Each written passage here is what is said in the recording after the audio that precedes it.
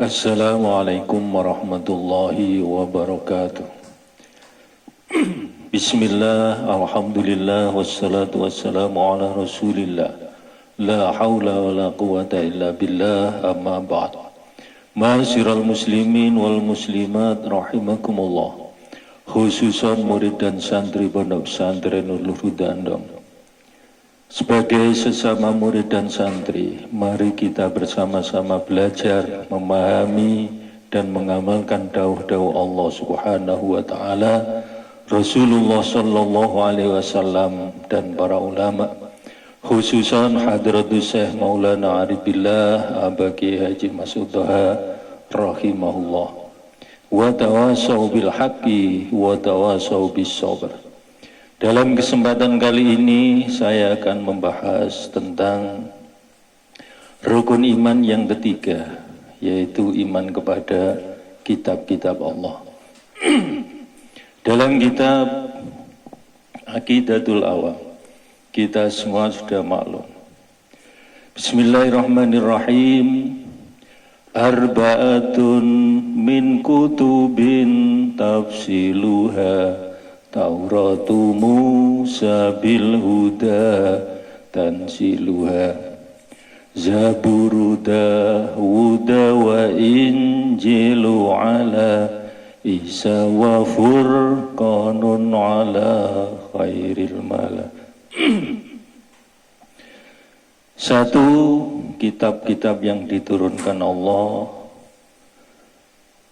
kitab Taurat.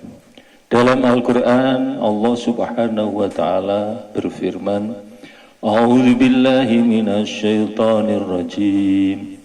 Bismillahirrahmanirrahim. Inna anzalna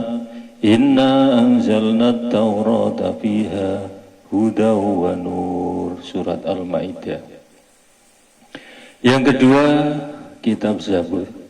Qala Allah Ta'ala wa ataina Dawuda Zabura. Surat Al-Isra. Yang ketiga, kitab Injil. Wa qaffayna ala atharihim bi Isa ibn Maryam musaddiqan lima baina yadayhi minat Taurah. Al-Maidah.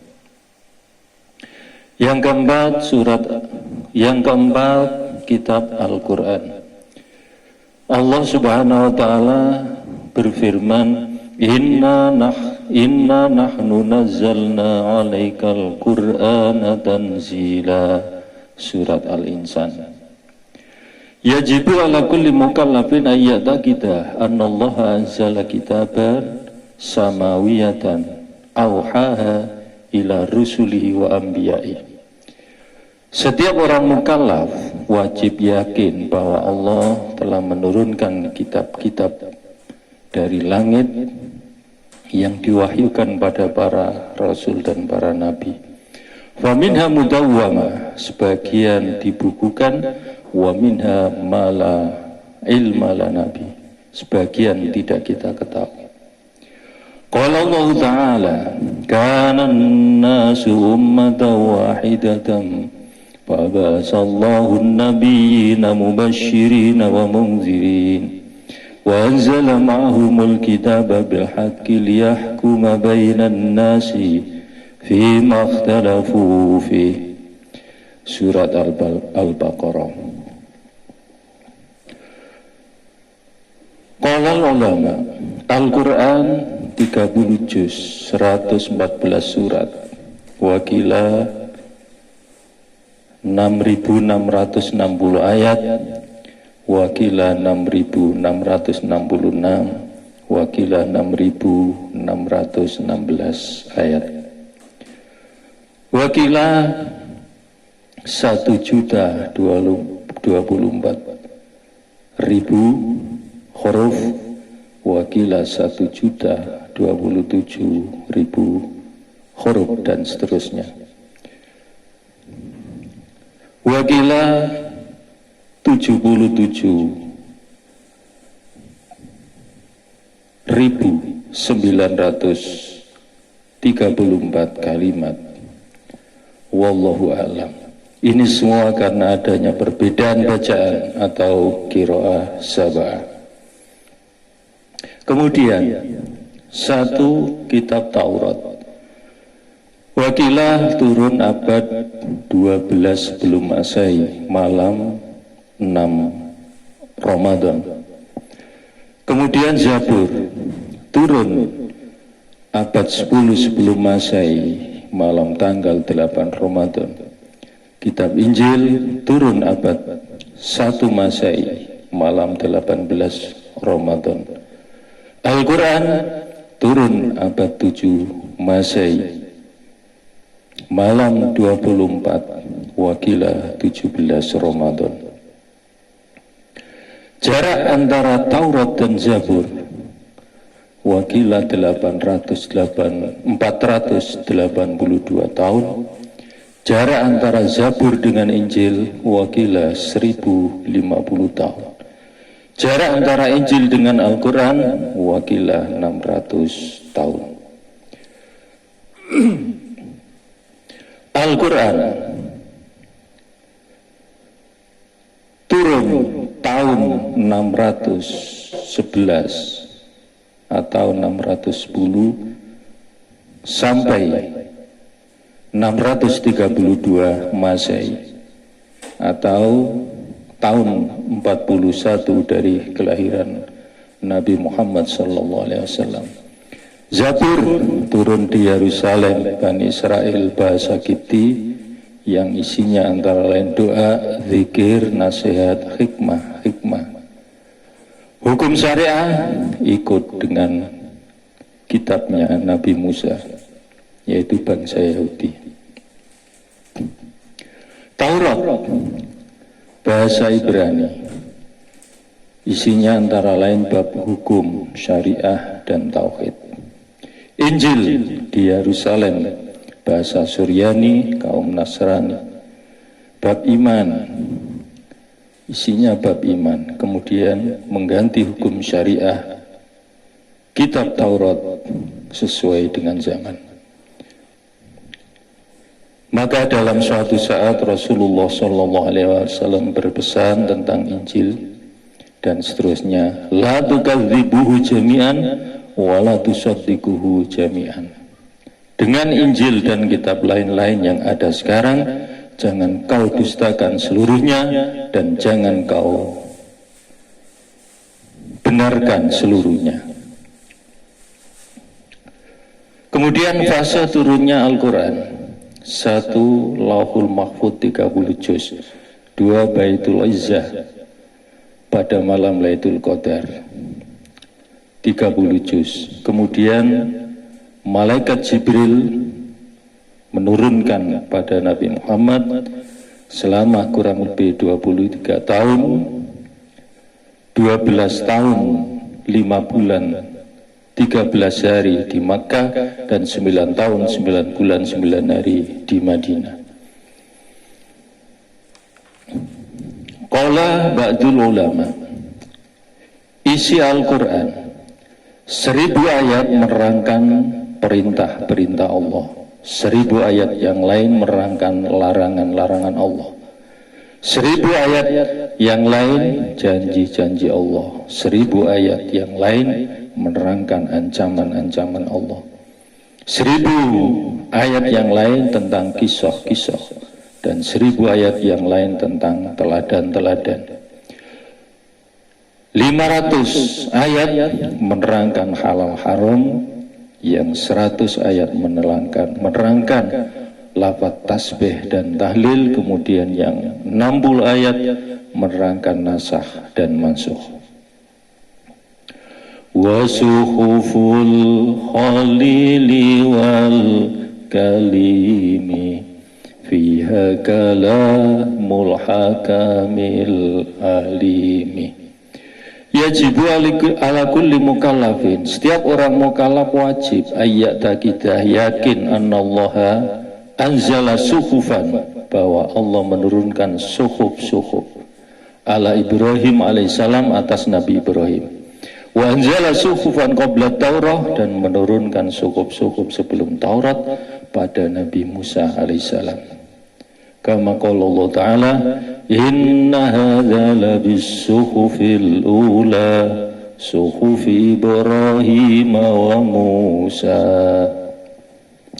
Adapun tujuan Al-Quran diturunkan antara lain, qala Allah Ta'ala, a'udzubillahi minasyaitonir rajim, bismillahirrahmanirrahim.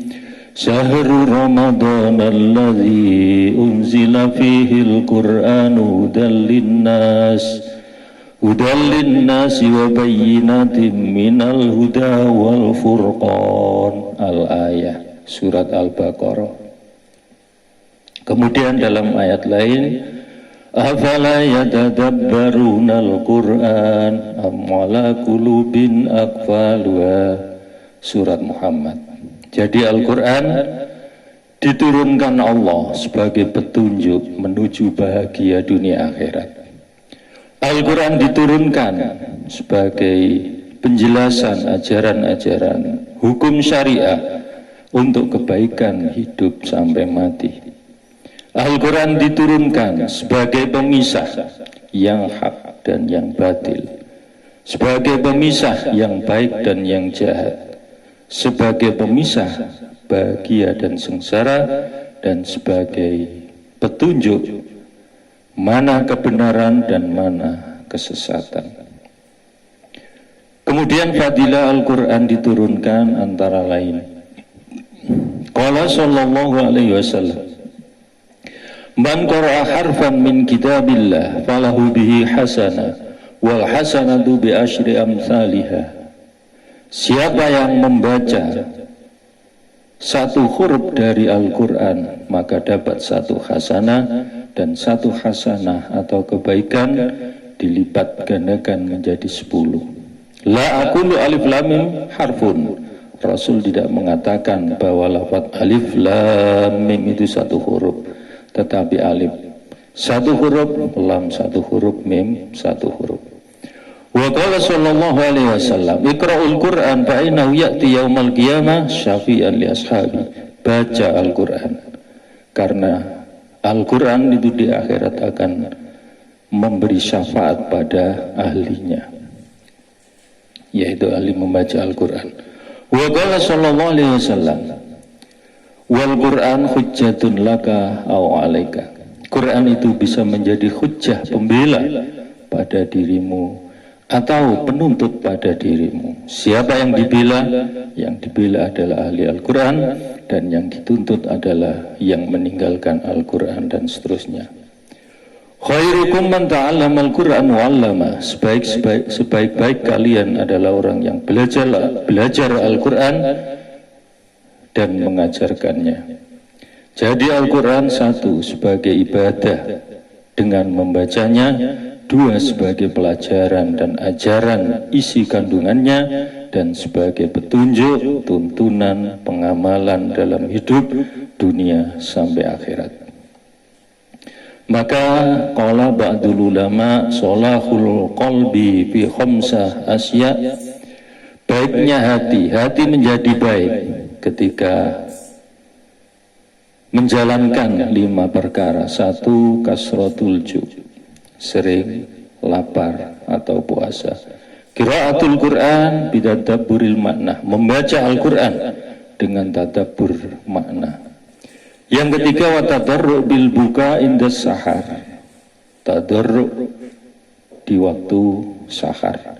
Wassalatu fil lail, kemudian salat lail. Dan yang kelima, wa mujalatus sholihin, majlisan dengan orang-orang yang soleh. Begitu juga qala Syekh Zainuddin fi Hidayatil Alqiya, wa dawa'u qalbin khamsatun fatilawatun bidadabburil makna walil batni khala wa qiyamul lailin wa tadarru bisahar wa mukhalatatus sholihin al-fudala.